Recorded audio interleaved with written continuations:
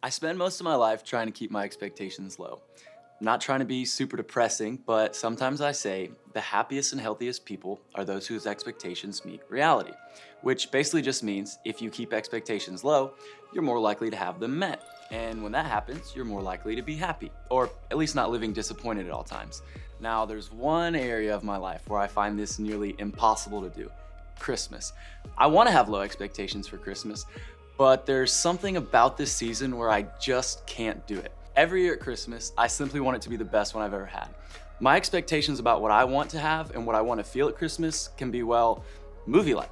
Christmas has this power over me where I just want to have all the feelings, all the food, all the decorations, all the sentimental movies, especially all the friends and all the family, and all the stuff that the Christmas season could possibly offer. I want every Christmas, including the one we're about to celebrate, to be the best Christmas ever.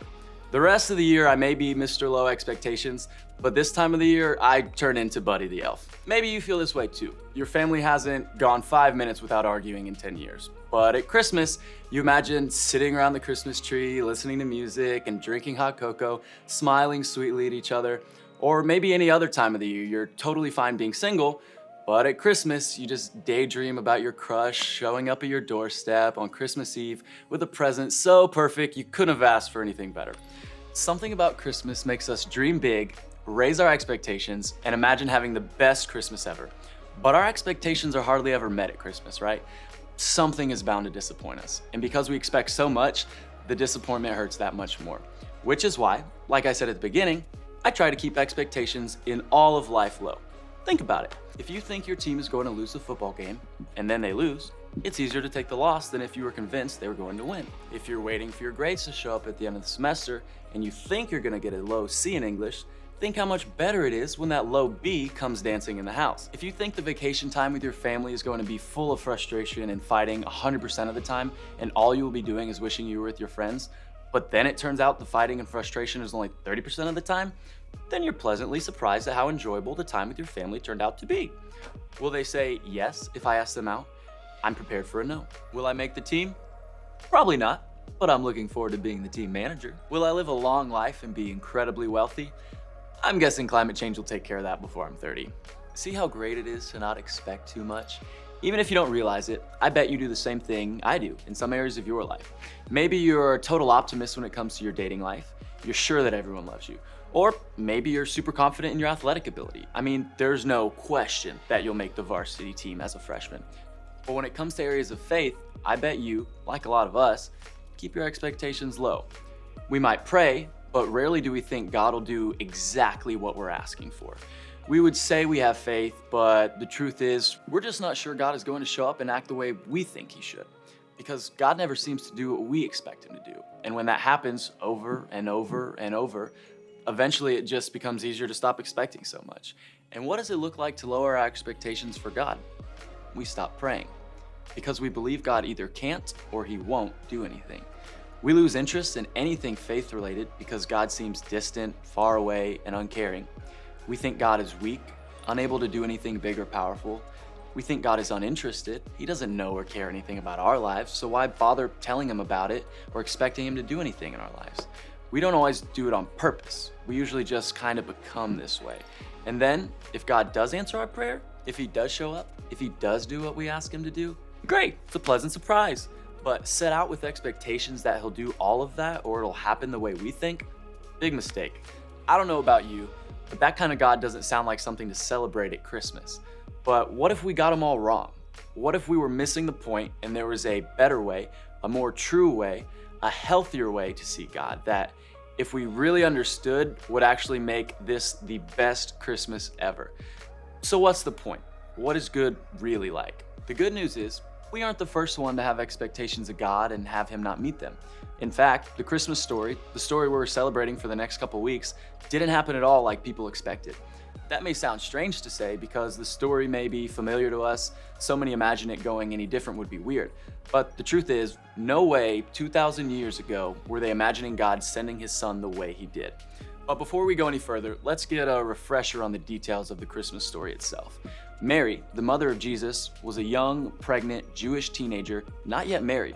She and Joseph, the man she was engaged to be married to, did not have a lot of money and were living in a land occupied by the Roman Empire. And at the start of the story, the Roman government has decided they want to have a count of all the people they're ruling. So every family was told to go to the town where they were originally from to be counted. So Mary, super pregnant, has to get on a donkey and make a hot and dry and miserable trip to get to the town where Joseph's family came from. Sounds awful, right? But don't worry, that's not all. Once they get to Bethlehem, their destination, all the hotels are full. And Joseph forgot to book an Airbnb or get on hotel.com, and now Mary isn't just super pregnant and tired and uncomfortable. Now she's also got nowhere to sleep. And then, just because there wasn't enough going wrong already, Mary goes into labor. As in, the baby is coming. Here, now, far away from their home, with no bed to sleep in or have a baby in. Now, I know things were different 2,000 years ago. I know there was a different culture for that time and place, but I can promise you this. It doesn't matter what culture you're from or what time you're living in, this situation is less than ideal. Actually, it stinks. And it literally stinks because in Joseph's desperation to find a place for Mary to have this baby, the only thing he could find was a barn with barn animals and the smell that comes with those animals. And that's where they ended up. That's where Mary had her first child. Away from her family, away from her home, away from anything comfortable. She had her baby, just her and Joseph, completely alone. And no one expected it. In fact, if I had been Mary or Joseph, I would have been much more likely to think God is distant. God is mad at us. God has forgotten us. God is punishing us. God has abandoned us. God is silent. Because if God doesn't do what we think he should, if God doesn't behave like we expect him to, then it makes sense to assume we've done something wrong or God isn't what we thought. In fact, chances are there were a lot of people who already thought those things about God long before he sent his son to be born in a barn, because for hundreds of years he had been silent. There were no prophets with messages from God to hear. There was no sign of being freed from the empire that ruled them. There was no indication God even cared about them anymore, let alone that he was doing anything. But all appearances, considering expectations and considering reality, God was nowhere to be found. Because there was a very specific idea of what they expected God to be like. They thought God was powerful, like a military leader taking the land back. God was obvious, showing up in a palace or in a wealthy family. They thought God was predictable, doing what the people wanted if they followed the rules. They thought God was exactly like they expected him to be, arriving like they thought and with the messages that they wanted to hear. But for all the expectations they had of God, it turns out they missed the one that mattered the most. It wasn't that God had let them down, which would have made him undependable or weak or not worth following. It was that they missed who he really was and expected something completely different than who God had always been. And who was God? What was God like? Well, an angel showed up to tell Joseph exactly what God was like, exactly what God was going to be like when he arrived. The angel said this: "She will give birth to a son, and you are to give him the name Jesus, because he will save his people from their sins." All this took place to fulfill what the Lord had said through the prophet. The virgin will conceive and give birth to a son, and they will call him Emmanuel, which means God with us. He was Emmanuel. He was God with them. He is not a God of reward and punishment. He is a God of presence. He is a God who is near. He is a God who comes alongside. He is a God who never leaves. He is a God who is with us. They expected warrior, ruler, punisher of enemies, king, someone to take charge, and they were disappointed because their expectations did not meet reality. But the truth is, they got something far better. They got a God who was with them, not in a palace, but in a barn. Meaning, he wasn't an out-of-reach ruler, he was an accessible and reachable God. God with them was an idea they didn't expect, but it was an idea that changed everything. God with us means no matter what, we are never alone. No matter our behavior, no matter our good days or bad days, no matter our family situation or financial status, no matter what we've done that we are proud of or embarrassed of, God is with us. Yesterday, today, and tomorrow. It started with Christmas, but it continues to be true because of Jesus' death on the cross, his resurrection, and his leaving the Holy Spirit to be with us forever. In other words, the Spirit of God lives in us as a reminder that we are never alone. When you think of God with us, it changes everything. It means no matter your reality, God is with you in it. Your family is dysfunctional. God is with you.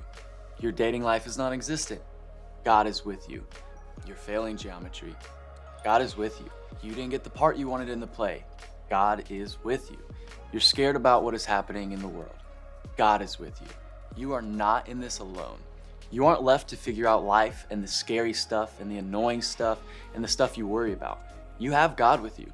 Jesus changed the way we saw God. He gave us a new way to understand God and relate to Him. In fact, in John chapter 8, verse 12, Jesus said this about Himself: I am the light of the world. Light helps you see what you didn't see before, which is exactly what Jesus did for us with God. The light helps us know what to expect from God and who He is, and that is good news. You might be asking, so what? God is with me. What can I do with that? Well, for you, it might just mean one thing.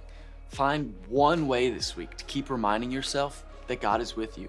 Maybe it's writing a note in your phone, asking a small group leader or trusted friend or adult to help remind you, or maybe you've known that God is with you. Try reminding someone else this week. Here's the thing. When you know God is with you and you know He's promised to never leave, it's far more difficult to be disappointed in God, because that is a promise He will never break. Christmas is the best time to take a second look at the way we see God, ourselves, and the people around us, and to let Jesus shine a light on an amazing promise, because that is a promise He will never break. Christmas is the best time to take a second look at the way we see God, ourselves, and the people around us, and to let Jesus shine a light on an amazing promise, that the God of the universe came down to earth to show you that He loves you, to show you that He cares about you, and to show you that He is with you.